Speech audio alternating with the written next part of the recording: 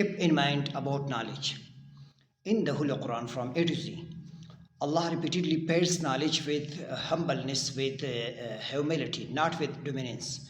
إِنَّمَا يَخْشَى اللَّهَ مِنْ عِبَادِهِ الْعُلَمَاء. Indeed, it is only those of His servants who have knowledge, they fear Allah. So, notice what is not said.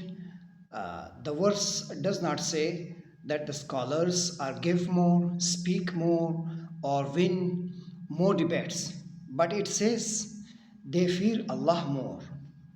So this establishes a profound Quranic principle that knowledge, ilm, it is not measured by information, but it is measured by the transformation.